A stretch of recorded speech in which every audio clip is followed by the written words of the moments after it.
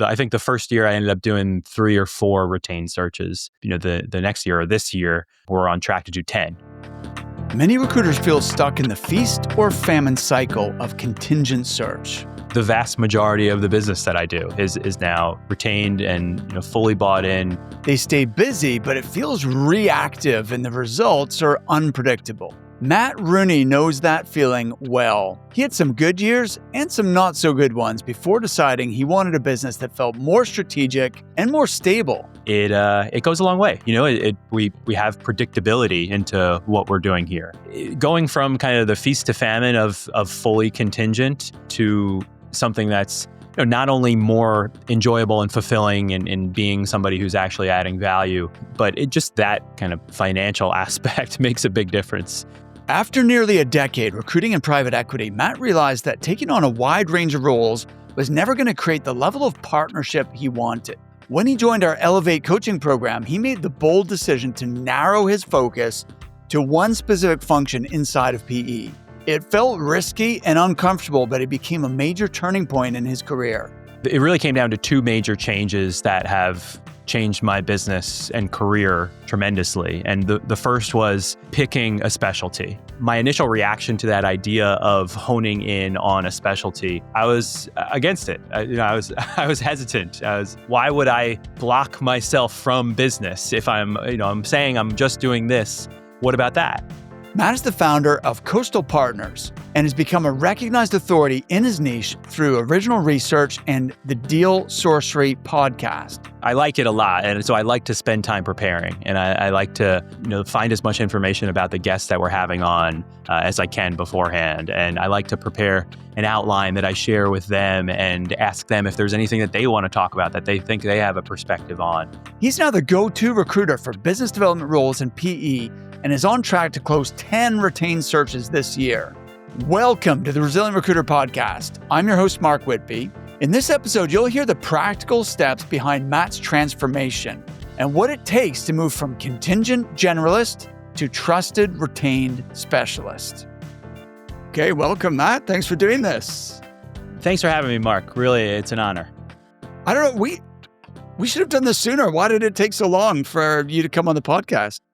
Hey, my calendar's been open. I've been ready. I'm just happy we're doing it now. Absolutely. Me too. So, how did you get into recruitment? I don't think I've ever heard that story before. Yeah, I'm happy to tell it. And again, it's great to be on here. This podcast is how we first got introduced, how I first found you. So it feels kind of like a full circle moment, which is really cool. Awesome. But my story, I think like a lot of people that are in recruiting, I sort of fell into it. It wasn't necessarily on my radar, but it was sort of like a right place, right time type of situation. And that place was actually my house. So it's a family business that my mom was running. And I was at a point where I just graduated college and, wasn't really sure exactly what my path was. And so, she encouraged me to work with her as I continue to figure that out. It wasn't like, recruiting is for you, you should do this, but it was like, why don't you do this with me while you still explore things? And I loved it. And it's actually the only job that I've ever had, apart from working basketball camps and bartending and things like that, but the only, professional position I've ever had. And it's worked out really well. That is awesome. Like your first ever job was working in recruiting with your mom. But so the difference between your story, Matt, and I think most people, when they say they fell into recruitment, it was like they didn't even really necessarily know this existed. Yeah. And so it was like a whole revelation. But you must have been aware of what executive search was like growing up if your mom was had that business, weren't you? Yeah, yes and no. So Okay. it was actually something that she got into towards the end. She had a career on Wall Street herself and ended up getting into executive recruiting and pretty quickly decided that she wanted to do it on her own. She's got the entrepreneurial spirit, and I think she passed that down to me. So she was probably only 2, 3, 4 years into her recruiting career. And I like business now, and back then I wasn't as interested in figuring out exactly what everyone does for work. I was very focused on what I was doing, which was having a good time. But Oh, I quickly learned, and yeah, what better teacher, right? I mean, yeah, no, it that's was awesome. I love that story. And having your mom as your mentor as well in the business. So, question though, at what point did you realize, hey, actually, this isn't just like a temporary thing while I figure out what I want to do, but this is actually the thing that I am going to do? Yeah. So uh, we had a bit of an agreement when I started with her, where she was 3 or 4 years into recruiting. She wanted me to do something else, and so she made me promise, "Hey, even if you make 6 figures in this first year, you have to." At the time, I was seriously considering a law school, and so the promise was, even if you make some money, you still have to go to law school. That was like the commitment that she asked from me. And exactly what she was worried about happening happened. So I made money. I was, sitting on her couch in my sweatpants, like closing some deals as a 24-year-old, making more money than any of my friends were doing at jobs that they hated. And I was like, no way am I doing something else. Like this is for me. I'm gonna go out and do this even better. So yeah, she's the most supportive parent and person in my life, and one of them, and she didn't make me feel bad about breaking that promise. And she's just been a resource and supportive throughout. All right, fantastic. I love that. So, what then we crossed paths, I think maybe what, 3 years ago or something Yeah, around I think then? we're coming up on that 3-year mark.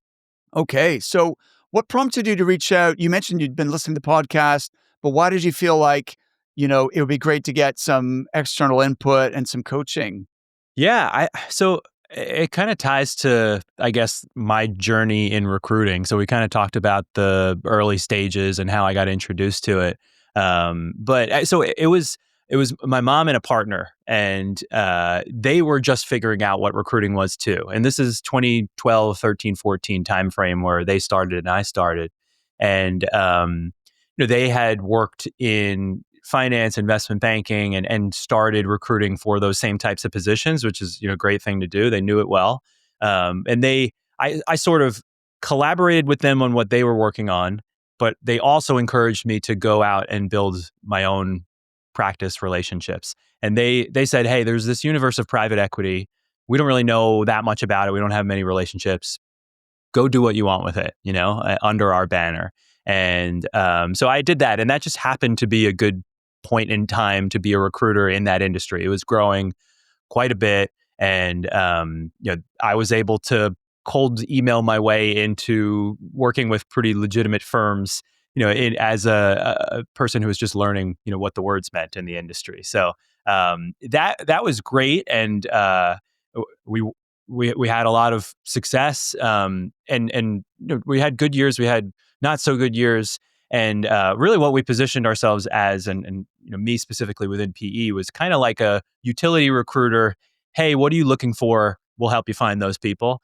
And again, it resulted in some good years and some okay years, but it really felt transactional and like not like I was adding that much value, or like I was a true partner.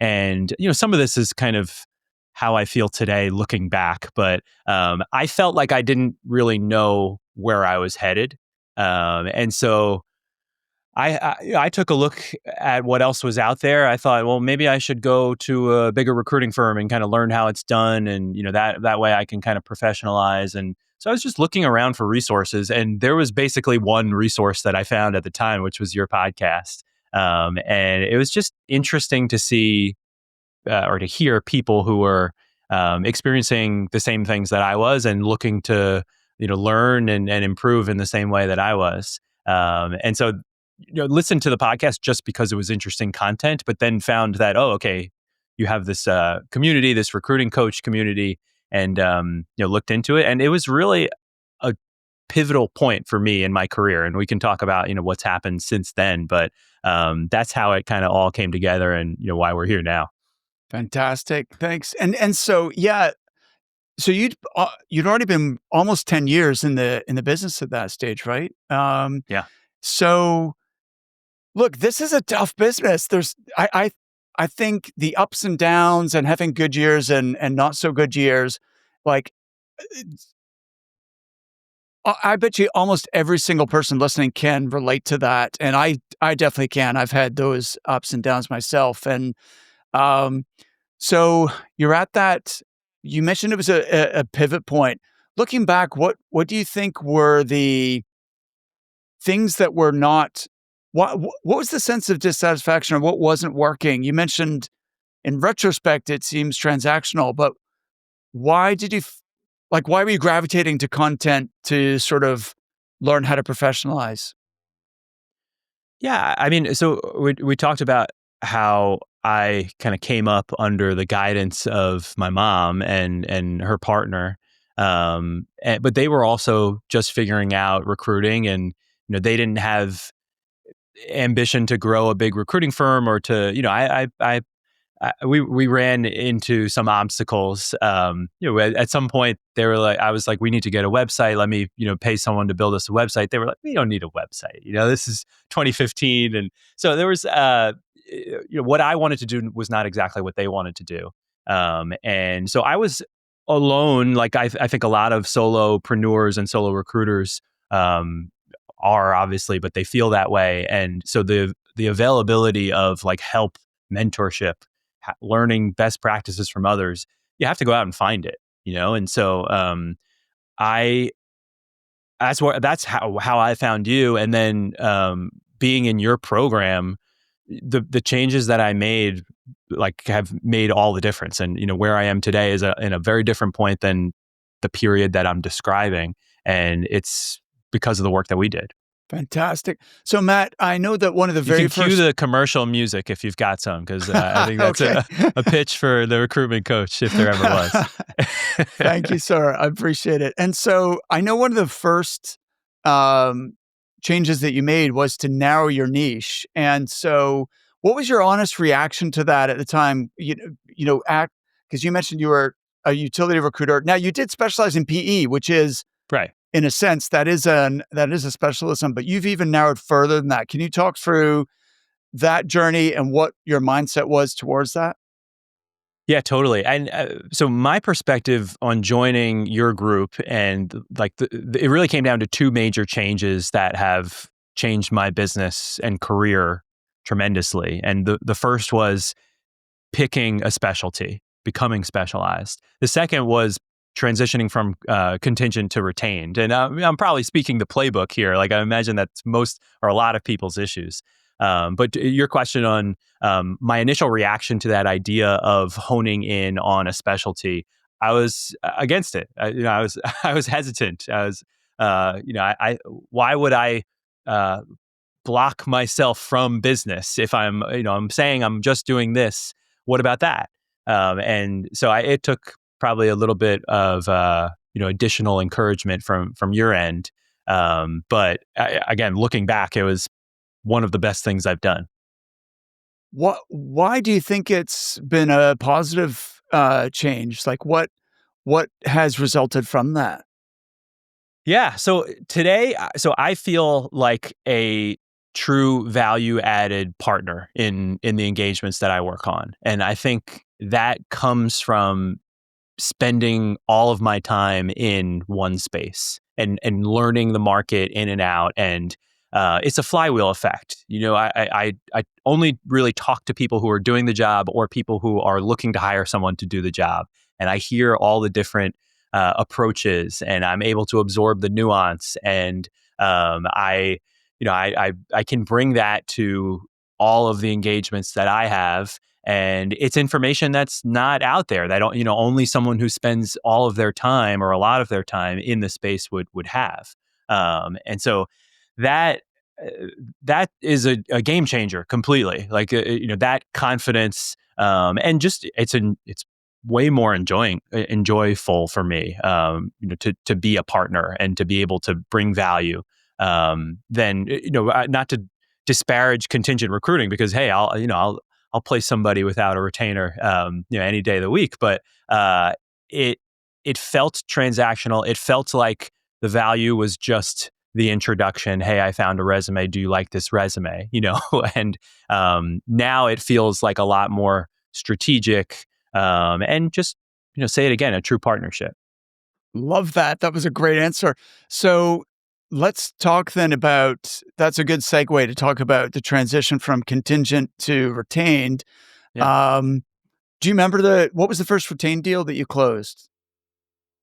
Yeah, so I think we started in January of 23. And I think, there was a lot of work to be done. I had to decide what my specialty was going to be and start learning it. I had a head start. It was one that I was familiar with.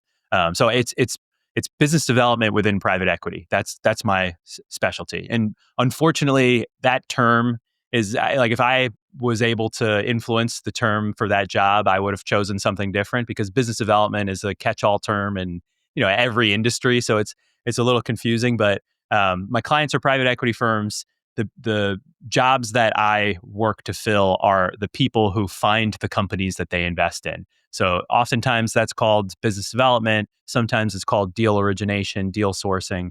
And I had experience placing those jobs, throughout my career, but that was the niche that I decided to hone in on. And Okay, actually, so before we talk about retained, then I would be interested. Why did you pick? Why did you decide to double down on that? Yeah. Well, it was being part of your group. Like it was like very much recommended from you that I had to pick something. So, okay, what do I pick? What do I know? And within that, what do I like recruiting? What are the searches that I've worked on that I've enjoyed? Where maybe I felt like I had an extra layer of understanding, or there was like a little bit of additional value that I could have added. And so that was BD for me. So I had placed my first business development professional at a private equity firm in 2015. So, that was 8 years prior. And worked on a handful of those types of searches from that point on. And so had a head start, understood the job. More importantly, I identified that it was an area that was going to continue to grow. I think that's probably the biggest, if I'm giving advice to anyone who's going to be in a situation like this, it's, the rising tide lifts all boats. Like, pick an area Yes. that you're confident is going to, be worth your while. But additionally, it was one that I was interested in, and I enjoyed recruiting within. So that's why I went there, and it's played out to be true. Fantastic. I agree 100%. Is it a growing area, and do you actually enjoy it? Because if you're going to be spending all your time in something and you hate it, that's really not sustainable. Like, you might do some deals, but it's not going to be a long and fulfilling career, let's say, right? Yeah, who are the people that take these jobs? Do you like interacting with them? Is it interesting to talk about what they do? Are they generally friendly? Are they responsive? Are they plentiful? Like, just thinking about what the reality of your day to day, if you do decide to really hone in on one thing. For me, it was those were factors that influenced why I wanted to go in that direction. Great, good advice, Matt. That's really helpful. So yeah, talk to me about this transition then from contingent to retained. Um, what were the what were the obstacles that you kind of had to navigate in order to pull that off? Yeah, so fortunately, I had resources to help me figure out how to do it, right? Because I didn't have that experience. I didn't work at a retained recruiting firm that I'd seen how it was done. But I think the biggest issue was not having those past searches to get the next search.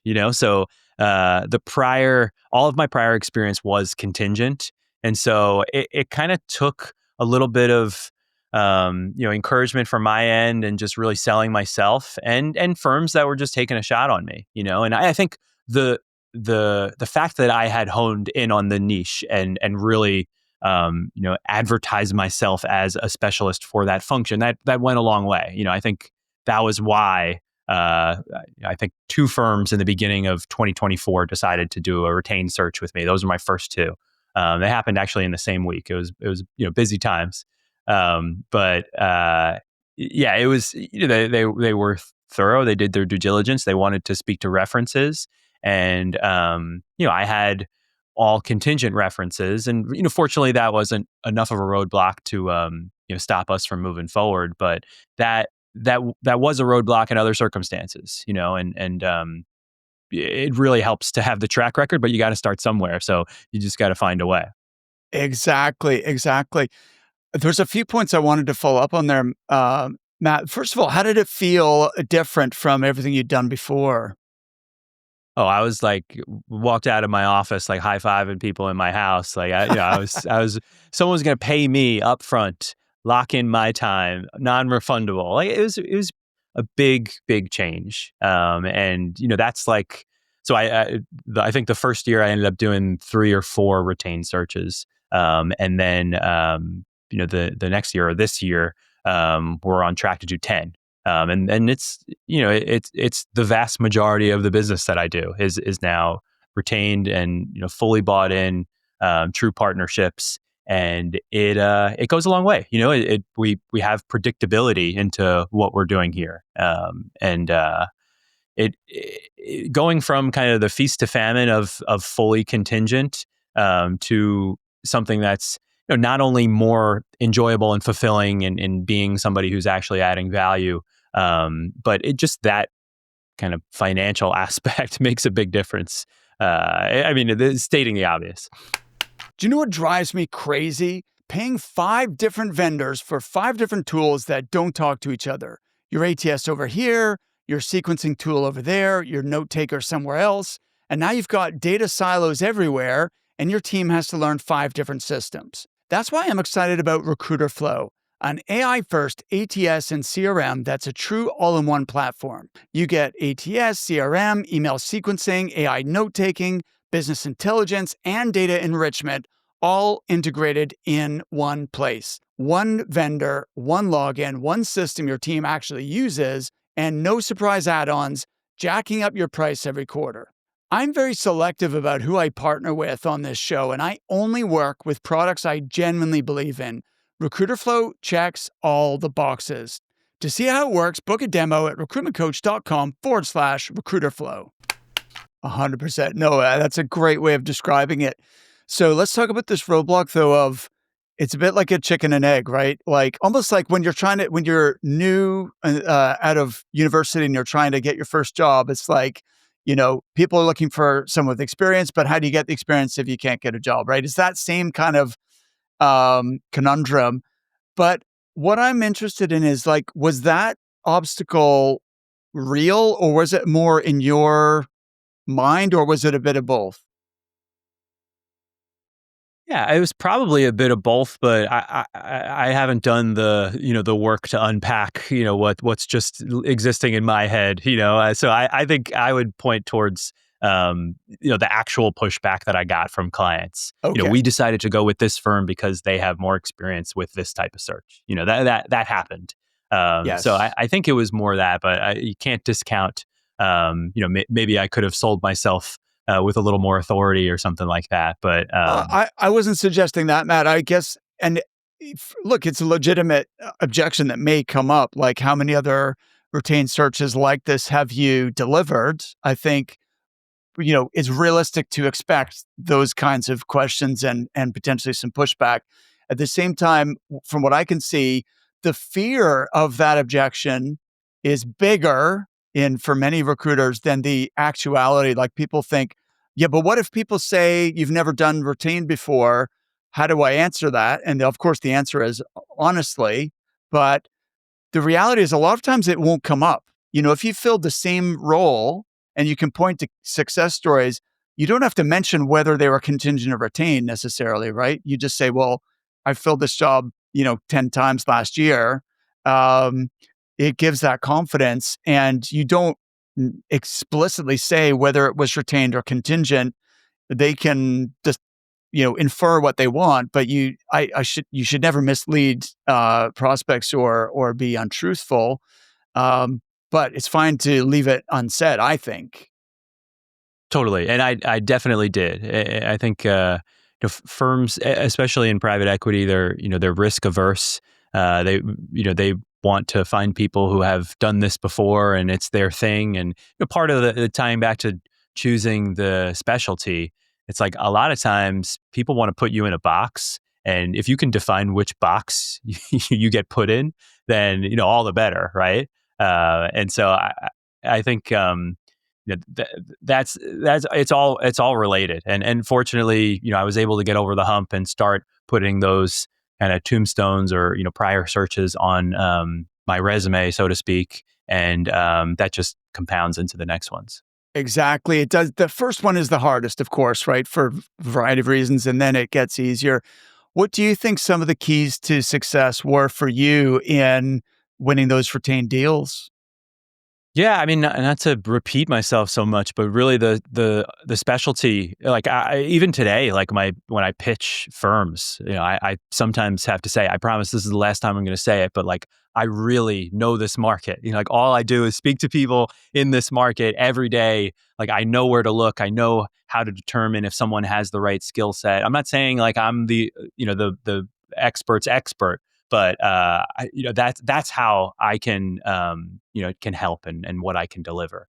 Um, and so I think that's the biggest piece. And one thing we can talk about is like how you become an expert, because I kind of mentioned like the two biggest things, biggest changes from when you and I met to now were choosing a specialty, and the contingent to retained, but within choosing a specialty, it's not just, okay, that's my specialty. There's like a lot of work that goes into that.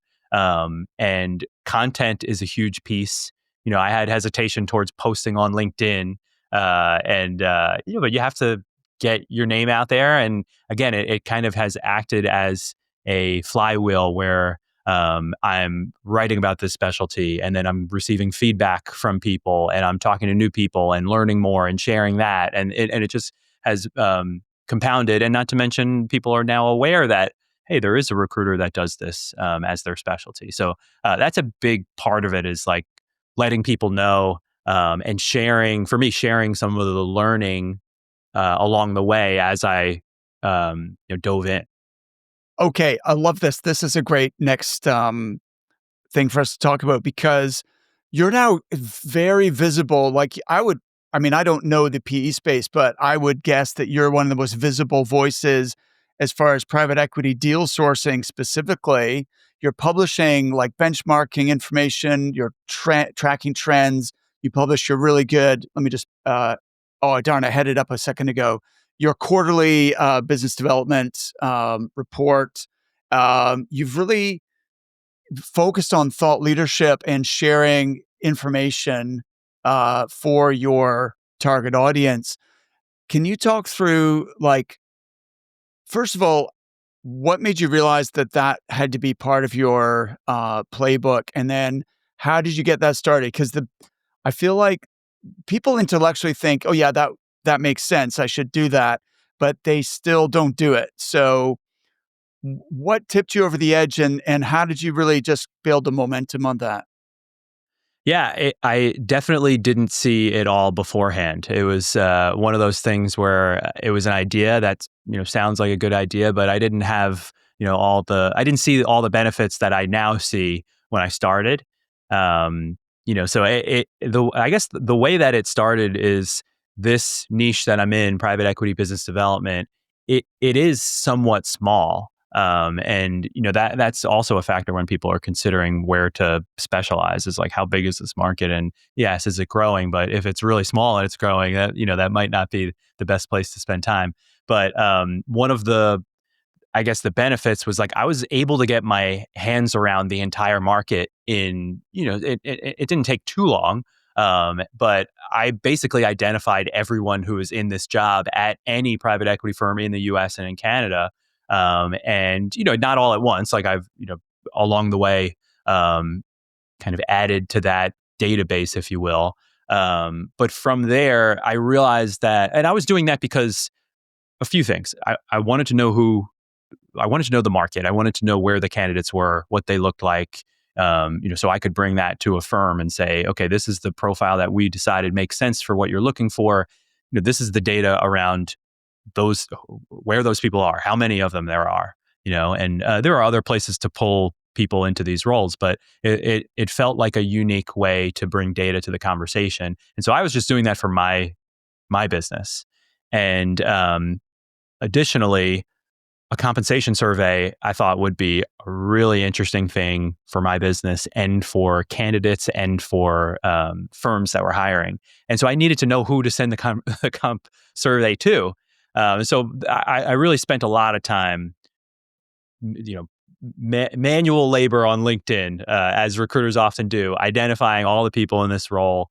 And that was kind of the beginning of how I got this data set. And then from there, I was like, there's something here that would be interesting for people to see. It's great that it's useful for me, and it helps with the compensation survey. It helps with the searches that we execute on. But I feel like this is information that people would be interested in seeing, and will have the added effect of bringing people to me.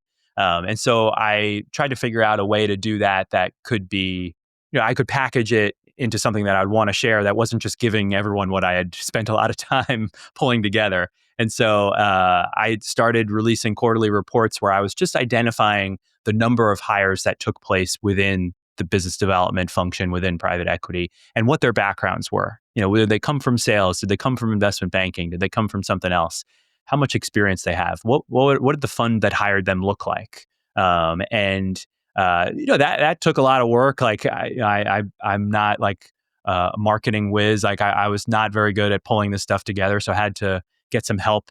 But I just got started. I continued to do it on a quarterly basis, and now we're coming up on 2 full years, and we're starting to be able to point towards year-over-year trends and the growth there. And I'm certain that this is the only data that exists for this area that I recruit within, which is, not to toot my own horn, but that it feels great. Like it feels like something special that I can, then bring to clients and all my interactions. And it's something I'm really glad that we started doing. I love that, Matt. You should be really proud of what you've created there because, like, as you know, I'm a huge proponent of producing content, but just putting generic content out there that's kind of very similar to other people's stuff for the sake of it isn't really going to move the needle. Whereas what you've done is figure out, well, first of all, it was very data oriented. Like you went out and actually researched and that work that you've put into it of creating original research, data and insight is valuable, right? First and foremost, it's not just like 5 tips to perform better at your next interview or whatever. And that's fine. But that information is out there in 100 places or 1,000 places. But what you've created is a unique insight, unique content that wasn't already there. So I think that's super powerful. Yeah, and importantly, I was really wrong at the beginning. The first report is it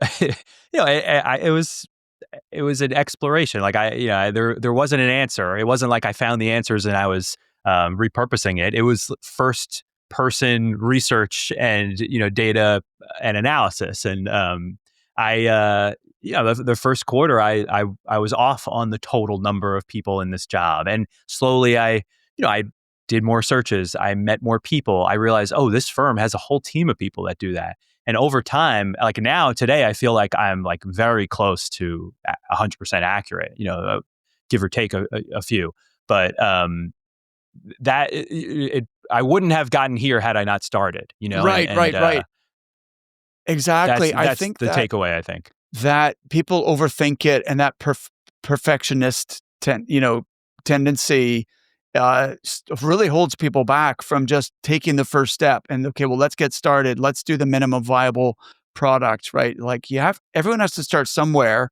And if you wait for everything to be perfect, you'll never, ever do it. So that's awesome. And so I know you've got that quarterly report, and then that generates you can repurpose that for your LinkedIn content. What else did you start doing to really become, because it's one thing to say you're an expert, right? But um, to truly become that expert, that thought leader, what other kinds of things did you do? Yeah, I mentioned the comp survey. That helps for sure. Although that is, that's an annual thing, so it's just once a year. You can't ask people how much money they make every other week. But once a year, it seems like people are okay with that. So that's something. And then I'd say the podcast is the next big thing. And not to rank them or anything, but that is another thing that lends credibility. It's another thing that in my niche, it's the only podcast that is specifically about the job that the people that I place do. And it's one of the best things I've done. It's fun, so it's definitely something that I enjoy. I haven't gotten nearly as many episodes as you, but I'm coming. All right. Well, you're preaching to the choir here. I know exactly. Like, it is fun. Like, I would do, even if there wasn't any like commercial benefit to doing this, I would do it anyway because I love learning and talking to interesting people. Um, but so let's talk about the Deal Sourcery podcast. How did that come about, and what's been the impact for your business? Yeah, so I would say that I was going to do a podcast myself, regardless. We had talked about that, and it is just like a fantastic marketing channel. But at the same time that I was kind of pulling the pieces together to do my own, my now co-host Dan Herr, who is someone I met in the industry and then sort of became friends with. He asked me if I wanted to do a podcast, so it was really just really good timing. And what I'd say to other folks that are considering it is having a co-host really helps. I mean, you are special, so you figured it out on your own. But for me, I've really really enjoyed having another person, especially because we're talking about me being the expert in private equity deal sourcing. He's the expert in private equity deal sourcing. He did the job. He was really successful in it, and then he left the industry to be an entrepreneur and start his own thing. And so again, the timing just worked out really well. But the balance of my kind of expertise being more on the talent and recruiting side, his being on like what the actual job is and what it takes to be successful. It's a great blend, I think. To most of our conversations are with guests who are in the role, but I think that combination of perspectives and just it's helpful to have another voice. It makes it a conversation, more than just a back and forth. So that was a big part of it. And what's come from that, I mean, it's one of the things that I enjoy doing most. So that's a big thing. But I think just additional added credibility in the space, being able to provide a resource to people that didn't exist before that they actually find value from. Like you probably, we spent the first 30 minutes of this conversation talking about like how much you've helped me. So I know that I know because I hear from folks that listen to Deal Sourcery who are in deal sourcing jobs, and they're like, this is really great. It's about my job, and there's nothing else like this. Like, thank you for doing that. And those compliments really mean a lot. Absolutely. So that's like something I didn't predict, but is one of the best parts about it. Matt, like that's the awesome thing is you're helping and impacting so many people who you don't even realize the impact you're having, right? You do hear occasionally you'll speak to someone, look, hey, oh, I really like your podcast. It's really, beneficial. Thank you for doing that. But there's for every one person who's giving you that feedback, there's probably 10 more who just didn't reach out to you, but also are benefiting and enjoying what you're doing and appreciating it. So the ripple of effect of that is significant. Yeah, I Um, think it's this job, this specialty, this area that I recruit within, it's unique in that many firms hire an individual person to do the job, and they often are on an island, so to speak. And so there isn't necessarily a person that is mentoring them. They are often the only person who's doing this job at their company. And what a product of that is the community of people who do this job is actually pretty open and receptive to outreach, which frankly is was helpful for me as I was getting into it. But I think it was needing or wanting a resource, and I think the podcast is filling, at least some part of that want. So again, the where you choose to spend time, it really matters a lot. Can you say more about that? Where you choose to spend time matters a lot. I just meant on the specialty that you choose. Like I'm realizing a lot of this after the fact, so I certainly don't want to make it seem like you can have all these questions answered beforehand. But that's what's been clear to me is like, oh, if I had picked a different niche, and maybe I don't know, I don't know all the needs of all the different areas, but this one, it felt like it really was well suited for me to do this, or for a person to specialize within it. In 2008, I lost 3 of my 4 biggest clients overnight. It was the financial crisis, and I had no real lead gen strategy, just a few good relationships and a lot of hope. When the market shifted, I was totally exposed. That moment forced me to build something better, a system that I could rely on. Today, I call it the Client Acquisition Accelerator. It's helped over 800 recruitment business owners to attract, win, and retain premium clients on their terms. And now I'm sharing that system in a free training. If you're still relying on luck and word of mouth to get clients, it's time to make a change. Register now at recruitmentcoach.com/clients. Fantastic. Okay. So I think you're on episode 18 or 19 that you've published so far.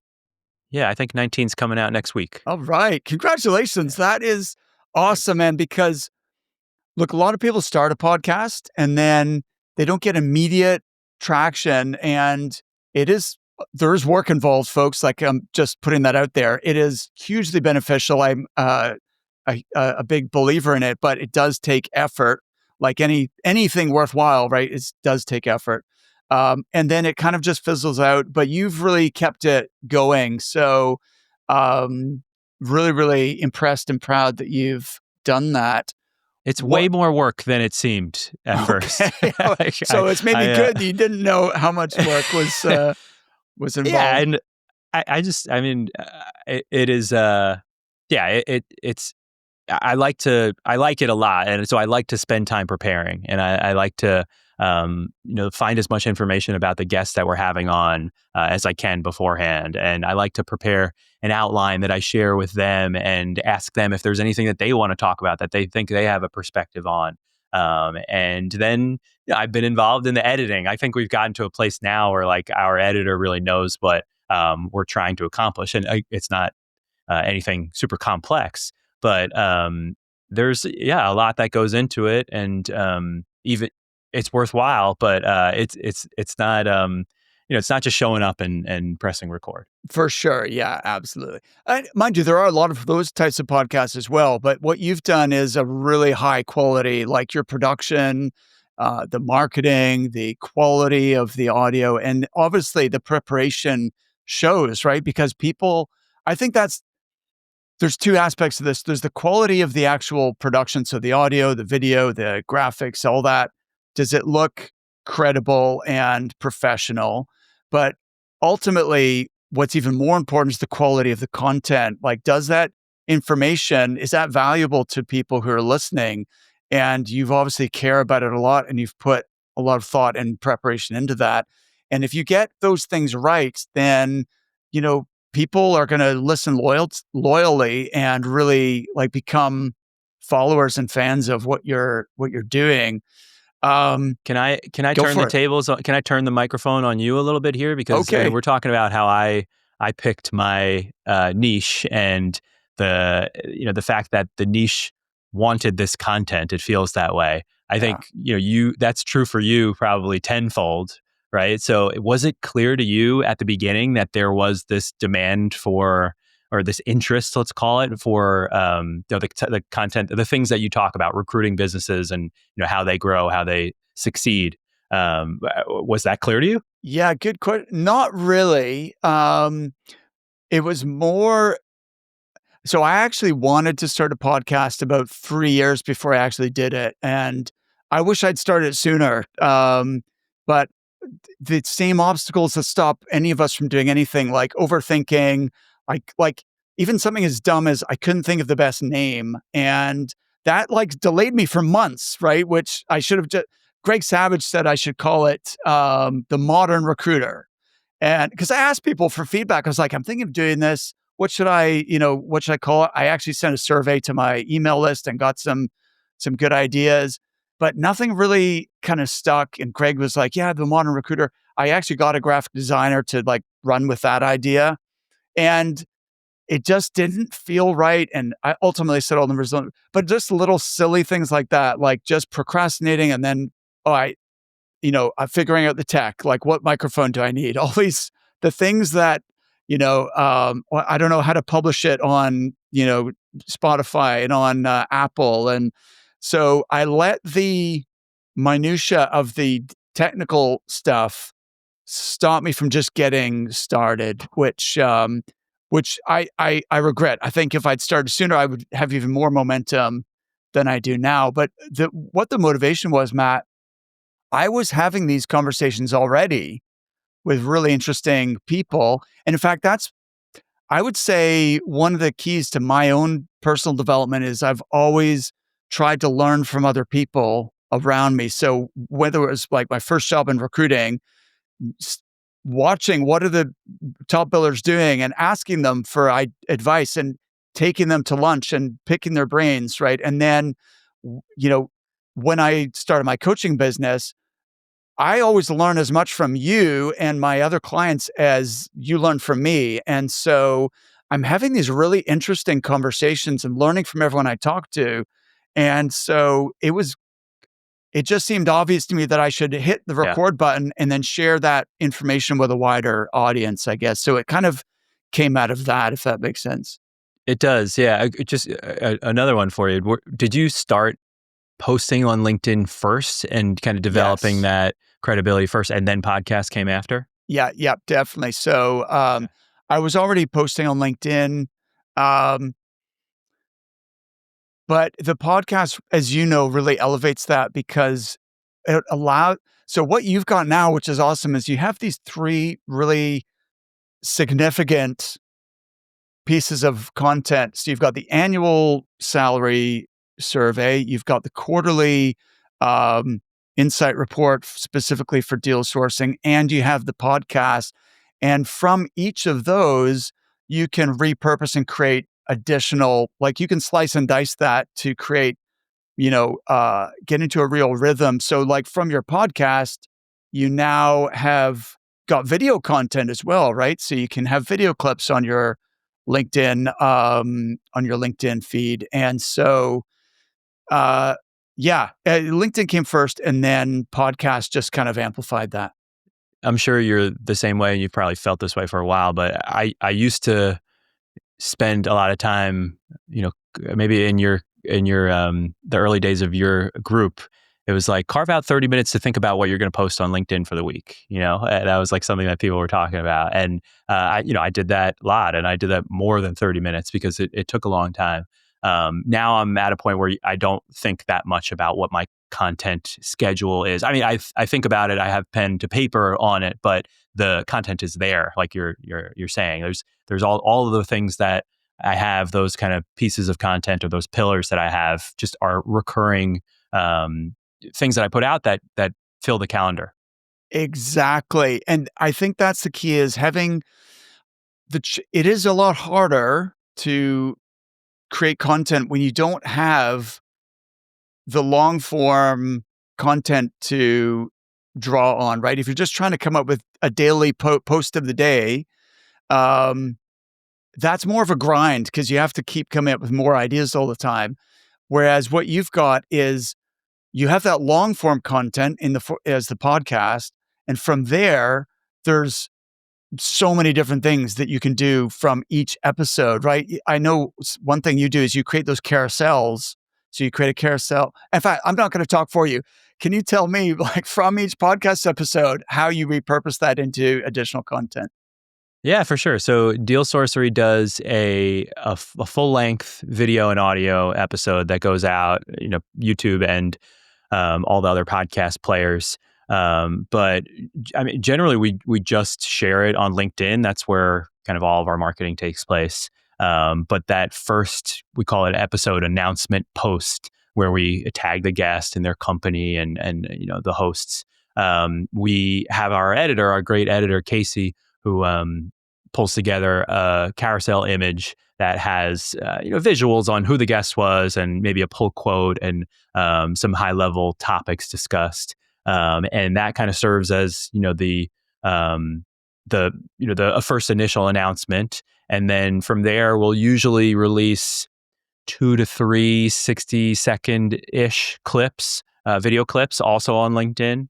And so that's the extent of the podcast, and we try to do that twice a month. But the other things that we've talked about act as the same source, like foundational source of content too. So the quarterly report comes out at the beginning of the next quarter, and all throughout we're pulling things from that and resharing it. And I hesitate to say make this content because you could just keep posting this content. I'm thinking about what's interesting from this quarterly report that I can share, additionally. And I do that again. I'll do that next quarter. And, I'm not spending all my time doing this. But I think, like you've said, you have to make sure it's content that people want to look at. And I certainly am not getting the most engagement on the platform, but I do feel like I'm driven by that. Is this something that I think someone would be interested in coming across? And that's what kind of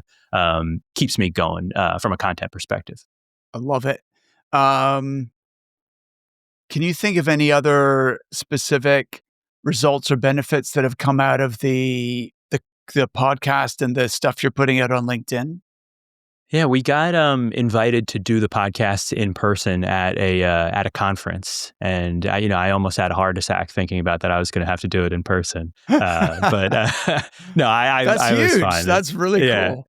Yeah, it was a little nerve wracking. We had like a month's notice, and we had to get the guests and figure out how to. The on site they had kind of an AV team and had all the pieces in place, but we didn't really know what to expect. So there was a lot of preparation that went into it, and it worked out well. I think I realized like everyone should is like it's not all about you. People are at a conference for different reasons. You're one of the many speakers, and honestly, you're a host, so you're asking people questions. So once I got my head around that, I was more comfortable going into it. But it worked out really well, and it was great, content and visibility.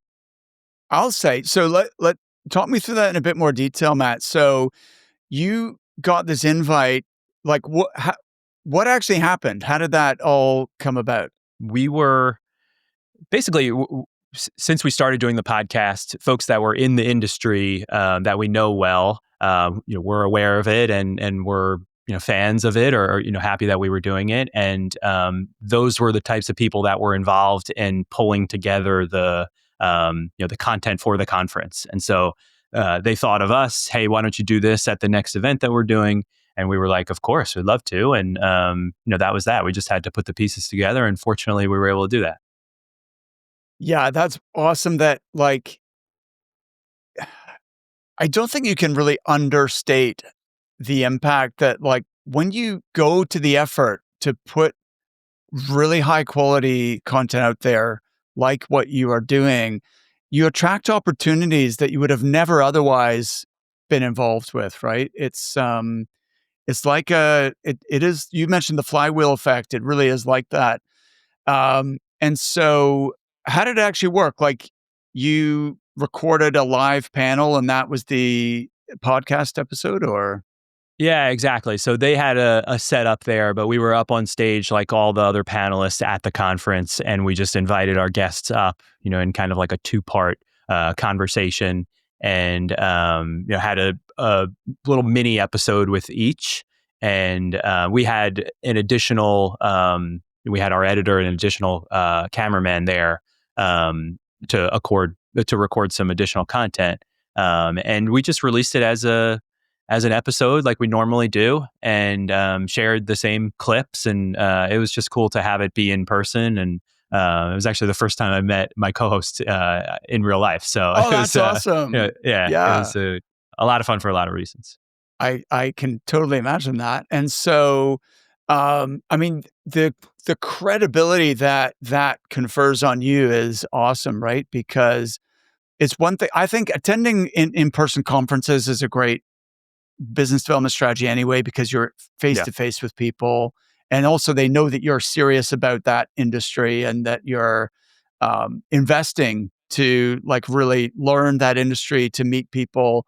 So there's a lot of benefits, but there's another level when you're one of the speakers or panelists, or when you're like that visible, right? What what's your thinking in terms of that moment of being on the stage, and like when you were at the conference as the panelist, was that a different experience from just being an attendee? Yeah. Of course, it felt good to be, on the materials that they put together in the halls of the conference, and on the big screen that they had, just kind of outlining who the speakers were. That certainly felt good. But I think like I had to. I'm proud of it. I'm glad we did it. It was great. It certainly adds to credibility. Everything that you said. But I when I showed up, I had to take a little bit of like a modesty pill that like, hey, this isn't a conference for your panel session. There are people here who are doing their jobs. You're trying to meet with important contacts, and by the end of towards the end of the conference, before we had actually done it, I was out there like, hey, can you guys walk into this room to make sure that there are people in the seats?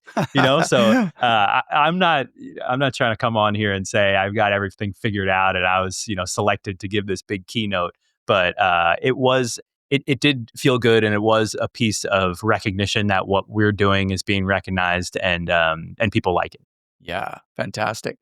What if you could go back in time, Matt, and like speak to your earlier self when you were sort of at that crossroads and you're like, I like this business, but you know, uh, it's not as great all the time. What would your number one piece of advice be that might have saved you from spinning your wheels for as long as you did? Yeah, it's funny. So a BD professional at a private equity firm that I've gotten to know over the years actually suggested that I specialize in this same niche 10, now 11 years ago. And so I listened to him, but it took me 8 years. And so I that's the first thing that comes to mind. I wish I had done it then. Yeah. I make the case I wasn't ready for it. I needed the experience that I had in between then and now. But we've talked about it. This honing in on the niche and really diving in head first is like the biggest change that I've made, and it's had the most impact. And then kind of that secondary shift from contingent to retained, but that piece is even within the decision to specialize. So it has to be that, like, specialize sooner, and just let this flywheel and this compounding effect take place earlier. Love that. Matt, is there anything else that you wanted to talk about today that we haven't covered? I think we covered a lot, and it was really fun. And I mentioned at the top that this feels like a full circle moment to get introduced to you through the podcast and then come on. So it really is an honor, and I appreciate your having me. Thank you for your time, Matt. Really enjoyed that conversation, and also really appreciate how specific you were with, insight, strategies, tactics that are definitely going to help the people listening. So thank you, my friend. Just talking your book, Mark. Yeah, happy to do it. All right, Thank awesome. Take care. Okay, that was brilliant. My biggest takeaways from this, well, first of all, it's that Matt's entire trajectory changed when he committed to like a hyper niche. Focusing exclusively on business development roles in private equity gave him the credibility and the confidence to shift from contingent to retained, and clients immediately responded to that. Second big thing that Matt did, which I think is is fantastic is he mapped the entire market. That's something that in our coaching program, we encourage our clients to do. And so what that did is Matt created a level of insight that no one else and none of his competitors had, certainly. And then from that, he was able to produce quarterly BD hiring reports, which along with his compensation and hiring guide, turned that knowledge into real authority. So not only did that make future searches easier, it positioned him as the go-to recruiter in his space. And number 3, launching a podcast amplified everything. It deepened his industry presence, it showcased his network, and even led to opportunities like hosting the show live at a private equity conference. And it's the compounding effect of one decision, becoming a true specialist and doubling down on that. What was your biggest takeaway? Let us know in the comments and be sure to hit subscribe. I'll see you next time.